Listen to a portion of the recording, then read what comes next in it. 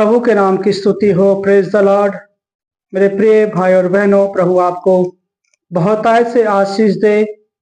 और आज का वचन मैं आपके बीच में लेके आया हूँ मत्ती रचित सुसमाचार 25 अध्याय के पहली आयत में से 10 कुंवारियों का दृष्टांत के बारे में। अगर आप इस चैनल में पहली बार आए हैं तो लाइक कर दीजिएगा और बेल आइकन घंटी को ऑन कर लीजिएगा, ताकि जो भी हम प्रार्थना करते हैं, चंगाई, हीलिंग, प्रार्थना, वचन, वो आपके पास पहुंच सके। प्रभु आपको छुटकारा दें और सब्सक्राइब कर लीजिएगा इस चैनल को। प्रभु आपको आशीष दे एक बार फिर से। और हम यहाँ पे देखते हैं कि मत्ती रचित सुसमाचार 5 के 25 अध्याय में हम यहाँ पे देखते हैं मेरे प्रियो की 5 कुंवारियों के दृष्टांत के बारे में देखते हैं। 5 समझदार और 5 मूर्ख। मेरे प्रियो, आज बहुत सारे लोग है ना इन 5 कुंवारियों के समान हैं, 10 कुंवारियों के समान हैं। बहुत 5 तो मूर्ख हैं और 5 समझदार है। ऐसा कैसे मैं बोलना चाहता हूं, आप इस चीज को समझिएगा। मेरे प्रियो, आज बहुत सारे लोग शुरुआत में प्रभु के पास आते हैं, विश्वास करते हैं, हालेलुया हालेलुया, छुटकारा पाते हैं, चंगाई पाते हैं, हील पाते हैं, प्रभु उन्हें उद्धार देता है। फिर वो क्या करते हैं कि जैसे जैसे वो प्रभु में आगे बढ़ते जाते हैं, बढ़ते जाते हैं, बढ़ते जाते हैं, फिर उनका प्रार्थना का जीवन, उनका वचन का जीवन बिल्कुल कमजोर हो जाता है। इसलिए उन 5 मूर्खों के समान है, जिन्होंने अपनी मसाले तो जलाए, अपने दिए तो जलाए, परंतु अपने कुपियों में तेल न लिया। तो वो व्यक्ति हैं जो परमेश्वर पर विश्वास करते हैं, यीशु मसीह पर विश्वास करते हैं, और विश्वास करते करते फिर वो जैसे भी दिन प्रतिदिन बीतता चला जाता है, फिर उनका आत्मिक जीवन, उनका प्रार्थना का जीवन, उनका वचन का जीवन कमजोर हो जाता है। मेरे प्रिय, मेरे कहने का मतलब ये है, यीशु मसीह का आगमन निकट है। जैसा कि हम देख रहे हैं, देश देश पर, राज्य राज्य पर चढ़ाई के विषय में देख रहे हैं, महामारियों के बारे में सब कुछ देखा।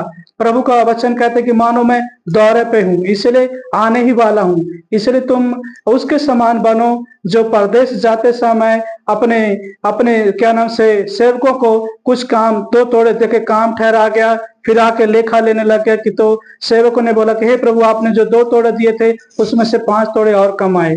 इसलिए मेरे प्रिय भाई और बहनों, आप वचन में प्रार्थना बने रहिए, और जो सुसमाचार का आपको काम सौंपा गया है, एकदम बिल्कुल आप सुसमाचार, प्रार्थना, हर दिन सुसमाचार सुनाइए और प्रार्थना में जाइए, क्योंकि परमेश्वर आपका लेखा लेने वाला परमेश्वर है।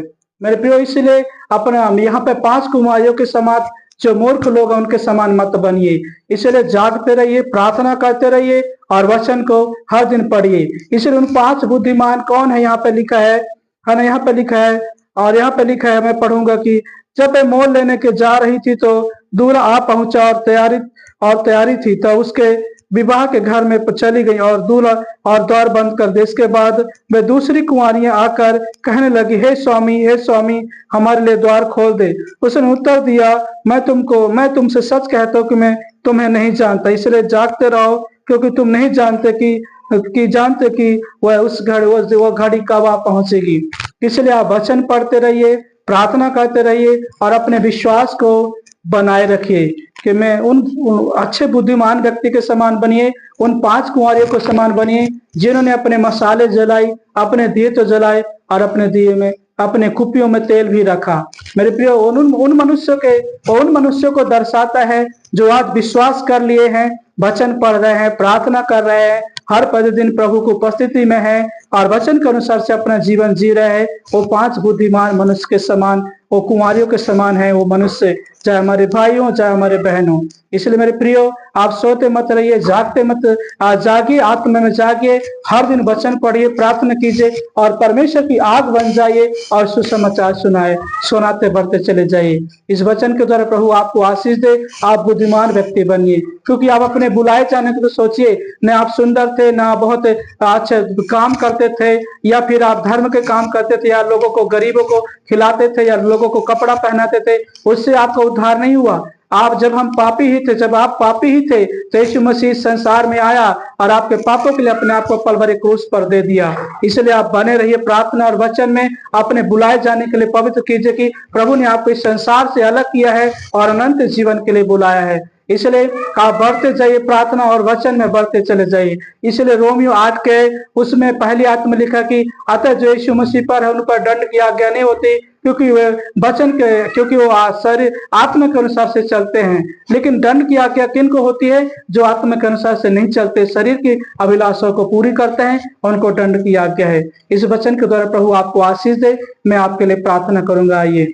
हमारे पवित्र पवित्र जीवित और अनुग्रहकारी राजाओं का राजा, मैं प्रार्थना करता हूँ पिता, पुत्र, पवित्र आत्मा, हर एक भाई बहनों को छू लीजिए परमेश्वर। जितने इस वीडियो को देखते हैं परमेश्वर पिता, उनके जीवन में अगर आत्मिक जीवन कमजोर है, उन 5 कुंवारे के समान है जो प्रभु, जिन्होंने अपने दीपक तो जलाए प्रभु, लेकिन आज उनका वचन प्रार्थना का जीवन कमजोर है प्रभु। वो अपने कुपियों में तेल रखने पाए परमेश्वर पिता, वो वचन प्रार्थना में प्रभु बने रहे परमेश्वर पिता। हर एक अंधकार की आत्मा, दुष्ट की आत्मा, संसार का लोभ लालच, पाप, व्यभिचार सब यीशु के नाम से सारी कलीसियाओं से, हर एक विश्वासी भाई बहनों से दूर हो जाए यीशु मसीह के नाम से। प्रभु हमारे बहनों पर आशीष करें, उनके बच्चों पर आशीष करें, हमारे परिवारों पर आशीष करें, अपनी कलीसिया को उठाए प्रभु यीशु मसीह राजा, क्योंकि आप प्रभु जल्द आने वाले हैं जो अपनी कलीसिया को उठाएंगे प्रभु जी। हाँ महान परमेश्वर पिता, धन्यवाद प्रभु जी। अगर कोई दुखी है, रोग में, चिंताओं में, परेशानी प्रभु जी, आप उसे छोड़ लीजिए प्रभु। हर एक रोग, बीमारी, चिंता यीशु के नाम से दूर हो जाए, हर एक फाइनेंस यीशु के नाम से दूर हो जाए। मेरे स्वर्गीय पिता धन्यवाद, धन्यवाद पिता, पुत्र, पवित्र आत्मा। प्रार्थना विनती यीशु के नाम से मांगता हूँ, आमीन। प्रभु इस वचन के द्वारा आपको आशीष दे एक बार फिर से, और जरूर हमें कमेंट बॉक्स में कोई भी प्रार्थना विषय से दीजिए, और डिस्क्रिप्शन में हमने मोबाइल नंबर दिया हुआ है। कोई भी अगर प्रार्थना विषय है तो आप हमें दे सकते हैं।